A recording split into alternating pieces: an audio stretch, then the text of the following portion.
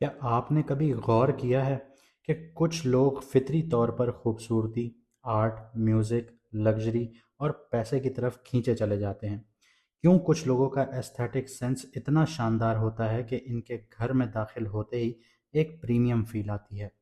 इस सब कुछ के पीछे एक सियारा काम कर रहा होता है, यानी प्लैनेट। अब वैदिक एस्ट्रोलॉजी के हिसाब से ये वीनस प्लैनेट है, यानी कि शुक्र, जिसको उर्दू में ज़ोहरा भी कहते हैं, एक नेचुरल बेनिफिक प्लैनेट है जो इंसान की ज़िंदगी में value, creation, relationships, aesthetic sense, पैसा और इसके अलावा हार्मनी क्रिएट करता है, डिफाइन करता है। जैसे मार्स एक्शन और ड्राइव देता है, सैटर्न डिसिप्लिन और लिमिटेशंस देता है, जिस घर में भी सैटर्न होगा वो लिमिट कर देगा। जुपिटर विजडम देता है, ग्रोथ देता है, लेकिन जिस घर में जुपिटर होगा उस घर पर काम करना होगा, लेकिन जहाँ पे उसकी एस्पेक्ट्स होंगी वो ग्रोथ पे जा रही होंगी।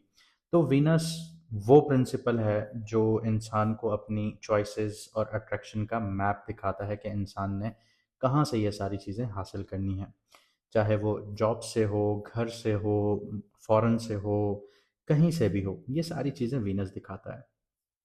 वीनस बताता है कि इंसान किस चीज़ की तरफ नेचुरली अट्रैक्ट होता है और कैसे रिलेशनशिप में वैल्यू क्रिएट करता है। जहाँ वीनस स्ट्रांग हो वहाँ इंसान beauty, art, music, design, refinement में नेचुरली बहुत कैपेबल हो जाता है। अब इसकी एक बहुत बड़ी मिसाल आप ये ले लीजिए कि जिसका वीनस बहुत अच्छा बैठा हुआ है, एग्जॉल्टेड बैठा है, शर्फ में बैठा है, उच्च का बैठा है, तो वो बहुत अच्छा सिंगर होता है, बहुत अच्छा आर्टिस्ट होता है। जैसे आप सिंगर की मिसाल ले लें, अरिजीत सिंह को देख लीजिए, आतिफ असलम को देख लीजिए। एक्टर्स की बात करें तो शाहरुख खान को देख लीजिए, फवाद खान को देख लीजिए, मायरा खान को देख लीजिए। अट्रैक्शन भी बहुत है, उनकी एक्टिंग भी बहुत अच्छी है। तो वीनस यहाँ पे बहुत बड़ा अहम रोल प्ले करता है बेसिकली। इसके अलावा वीनस जो है वो दुनियावी कंफर्ट और रिफाइंड लाइफस्टाइल के लिए इंसान की सेंसिटिविटी को बहुत रेगुलेट करता है। इंसान किस चीज़ को मीनिंगफुल और वैल्यूबल समझता है, ये वीनस डिफाइन करता है। वीनस की स्ट्रेंथ और डिग्निटी, उसकी प्लेसमेंट, यानी वो किस घर में बैठा है, उस घर का मालिक कौन है, उसके साथ योग कौन से बन रहे हैं, इन सारी चीज़ों से समझा जाता है।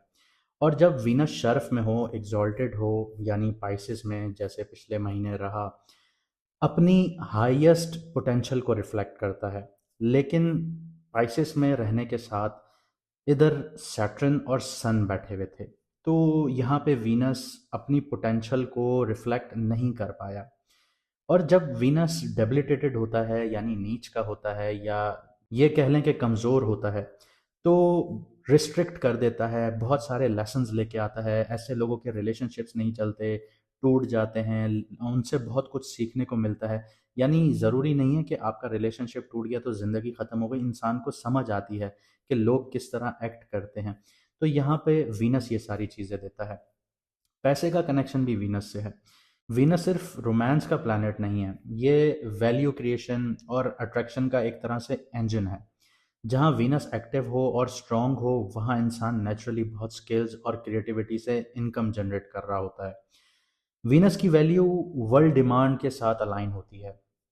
दूसरे प्लैनेट्स जैसे राहु है, जुपिटर है, मार्स है, इनकी एनर्जी उस प्लैनेट्स को स्ट्रैटेजिकली मल्टीप्लाई करती हैं, यानी वीनस की। अब इसकी एक मैं मिसाल आपको इस तरह से दूं कि वीनस अगर किसी की कुंडली में बर्थ चार्ट में 8th हाउस में बैठा है और राहु 9th हाउस में और 12th हाउस में, या कंसिडर कर लें 12th हाउस में बैठा है या 9th हाउस में बैठा है, तो अगर ऐसा इंसान किसी रिसर्च एंड डेवलपमेंट जैसी फील्ड में हो, इंजीनियरिंग में हो, ऑपरेशन थिएटर में काम करता हो, या आप ये समझ लें सर्जरीज करता हो, कॉन्फिडेंशियल काम करता हो, इंटेलिजेंस से जुड़ा हुआ हो, और वो ये सारी चीज़ें राहु को एक बेस बनाकर चले कि उसने फॉरेन में काम करना है या फॉरेन में क्लाइंट्स को सर्विसेज देनी है, तो उसके लिए एक्सेप्शनल फाइनेंशियल अपॉर्चुनिटीज़ क्रिएट हो जाती हैं।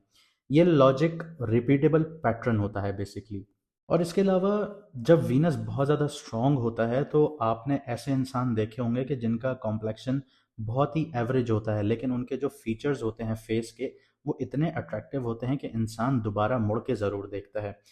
बहुत चार्मिंग से होते हैं, फोटोजेनिक होते हैं, इमोशनली इंटेलिजेंट होते हैं, रिफाइंड होते हैं बहुत। जहाँ वीनस वीक होता है तो वो रिलेशनशिप कंफ्यूज कर देता है। एक रिलेशनशिप पे इंसान टिक नहीं पाता, सुपरफिशियल प्लेजर्स के पीछे भागता है, कभी इससे प्लेजर कभी उससे प्लेजर। वैल्यू जो है उस इंसान की डिस्टॉर्शन का शिकार रहती है। वीनस का लेसन जो है वो सिर्फ पैसा या रोमांस नहीं है, बल्कि इंसान को अपने इंटरनल वैल्यूएशंस और वर्ल्ड डिमांड को अलाइन करना सीखना होता है। अगर आप इस चीज़ को समझ जाते हैं तो आप पैसा भी कमा सकते हैं, आप अपना रोमांस भी इंजॉय कर सकते हैं, आप अपने पार्टनर के साथ एक हेल्दी, एक लॉयल, एक बेहतरीन रिलेशनशिप को एंजॉय कर सकते हैं। और आपका एस्थेटिक सेंस भी प्रिवेल होता है, अच्छा होता है, एलिवेट होता है, जिससे लोग आपकी तरफ मुतासर होते हैं, आपको मिलना पसंद करते हैं, आपसे बात करना पसंद करते हैं। तो ये वीनस की क्वालिटीज़ हैं।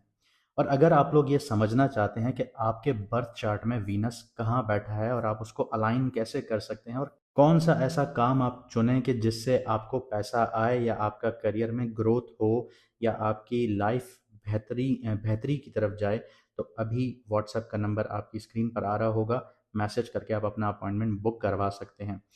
यहाँ पर जिन लोगों को अपना मून साइन नहीं पता, और मून साइन से ही रीडिंग आपको एक्यूरेट मिलेगी, तो मून साइन नहीं पता तो कमेंट सेक्शन में अपनी ओरिजिनल डेट ऑफ बर्थ लिखिए, आपको आपका मून साइन बता दिया जाएगा। और अगर आप लोगों ने अभी तक सब्सक्राइब नहीं किया तो सब्सक्राइब ज़रूर कीजिए, क्योंकि जब हम लाइव आएंगे, आपसे बात करेंगे, आपकी कुंडलियाँ देखेंगे, तो आप कमेंट नहीं कर पाएंगे।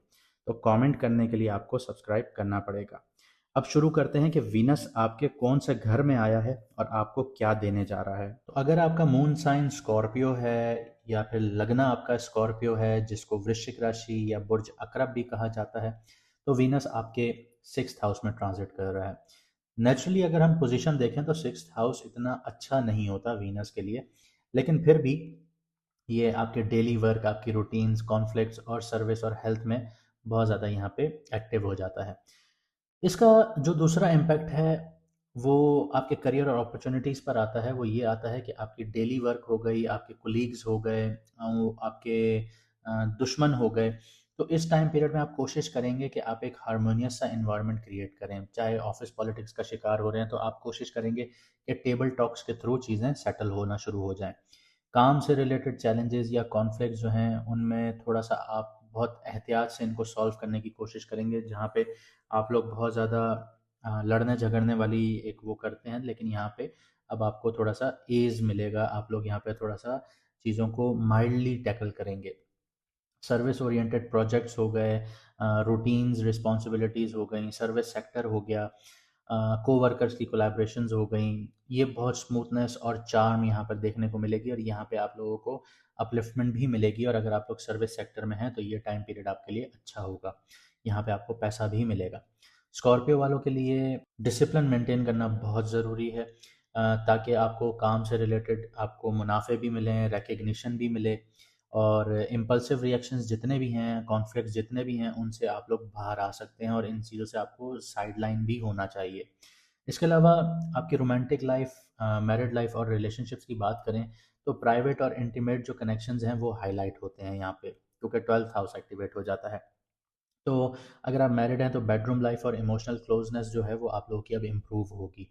अगर आप लोग सिंगल हैं तो हिडन या डिस्क्रीट रोमांटिक अपॉर्चुनिटीज़ यहाँ पे मिल सकती हैं, लेकिन थोड़ा एहतियात भी करना चाहिए और आपको इमोशनली बहुत अलाइन होना पड़ेगा अपने पार्टनर के साथ।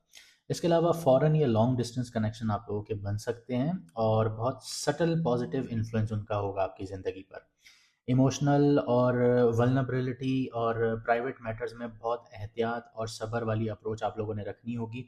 इम्पल्सिव रोमांटिक डिसीजंस जितने भी हैं वो आप लोगों ने अवॉइड करने हैं।